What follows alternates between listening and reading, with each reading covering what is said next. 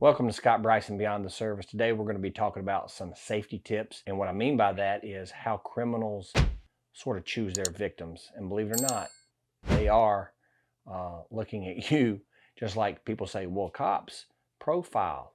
My answer to that's always been, when they say that, they mean racially profiling, which is not what I do. And I think the vast majority of cops don't do that. There's always going to be a few bad apples in the group that racially profile or whatever. You're not going to get rid of all of that. But I think for the most part, my experience has been over the last 30 years, most police officers profile criminal behavior, not racial behavior, right? So if cops can profile criminal behavior to be proactive, which is okay to do, by the way, guess what? Bad guys are doing the same thing to you and me when we're walking around shopping or going to dinner, getting gas, whatever the case may be.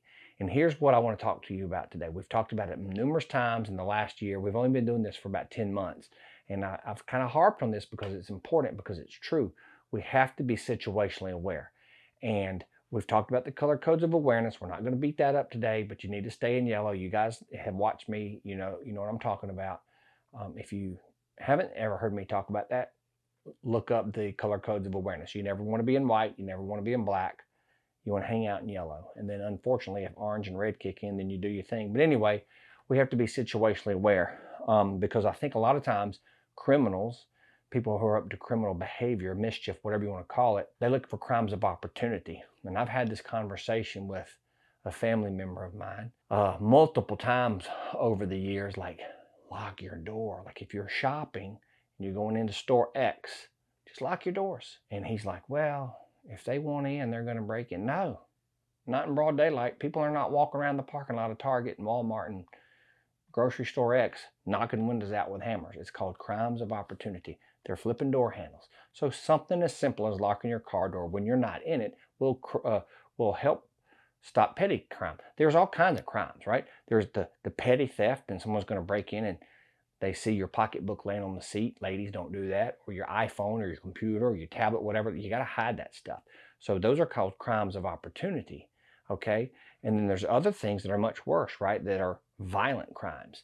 And those people are going to do what they're going to do regardless, which is not what we're talking about today. We're talking about being proactive and not being a soft target. In my old job, in my old world, we had this thing called abort criteria.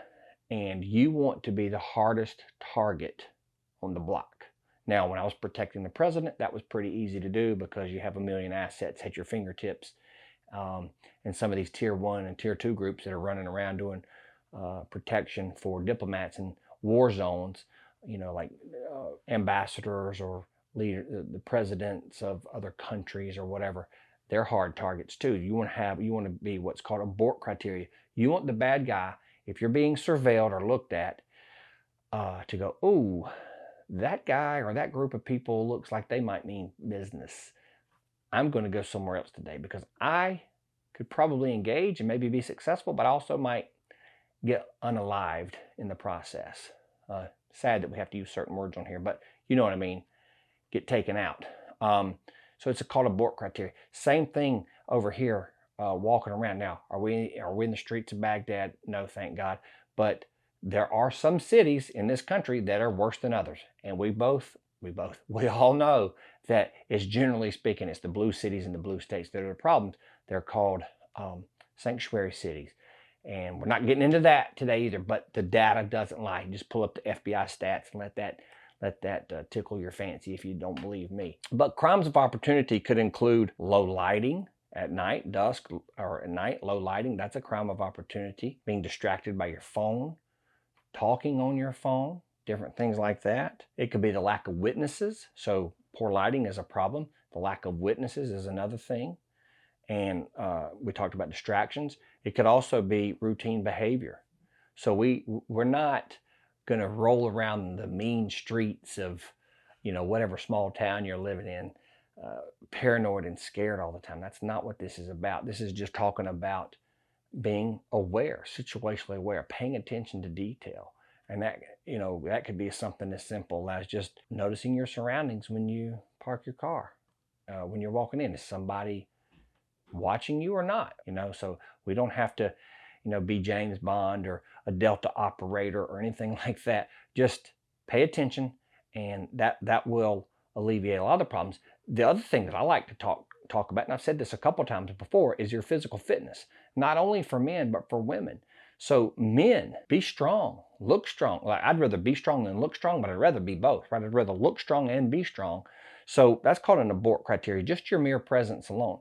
A lot of times in the police world, just the officer's presence will de-escalate a situation. If you walk up to a scene that's kind of hot or uneasy, or tensions are high, your mere presence, your physical appearance, like, is this dude fit? Is his uniform look good? Stuff like that.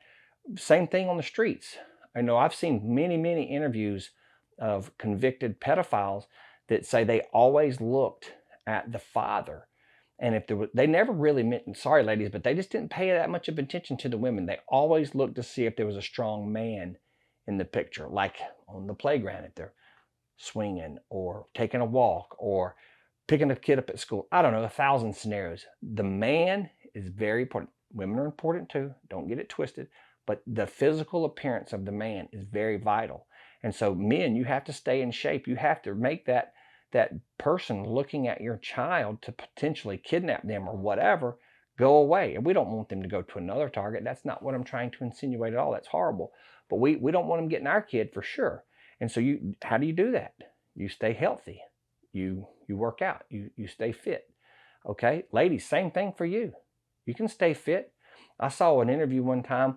Man, we're kind of getting in the weeds on this stuff a little bit, but like, I saw an interview one time where this guy said when he was, and I got to use my words carefully here because I'll get censored, but when girls were out jogging and he wanted to attack them for what reasons, okay, to force himself upon them, shall we say. One of the things he looked for, and this is crazy, I don't even want to say it out loud, but I'm going to have to because I'm hopefully it'll help somebody. He looked to see, and this is just one guy, one weirdo, it doesn't mean they're all this way, to see if the woman was running with like a ponytail. And he would come up and grab the ponytail and jerk her down by that. Now, I think obviously I don't have long hair. If I was a woman or whatever and I had long hair and I was running, I'd probably put it in a ponytail and put a hat on too. But I'm just saying you have to be aware of this stuff. And so like basically that was one of the things that he said he looked for. So you've got this one guy saying he looks for if there's a strong man in the child's life. And you got this other knucklehead saying he looked for women that looked vulnerable, that maybe were kind of out by themselves. And one of the things he, saw was the ponytail, and he could jerk them into the tree line or something like that. That's crazy. I know it's crazy, and I hate even saying that out loud in case there's like a freak watching this thing. I don't want to give anybody bad ideas, but I mean, it is what it is. It's the internet. So it's like, all I can do is tell you what I know, and hopefully that you can learn from, maybe not learn from it, but benefit from it somehow. So wrapping up in terms of what we just talked about, like physical appearance, not only your build, right, your physical stature, but it's also your body language, the way you carry yourself. You give off a vibe. I've had people, and this isn't always good. Like sometimes it backfires on cops. I mean, if there are any cops watching this or military folks, you know what I'm talking about. You walking down the street, just the way you carry yourself. I've had guys come up to me and go, "Where are you a cop at?" Or, "You in the military?" "No, I'm not in the military." "Well, you're a cop, right? You're either a cop or you're in the military." Just maybe your haircut, the way you carry yourself, things like that. So sometimes it can be a detriment. Right? It is what it is. It's just not, I'm not going to walk around slumped over, but it can also pay dividends, right? Your physical stature and your body language.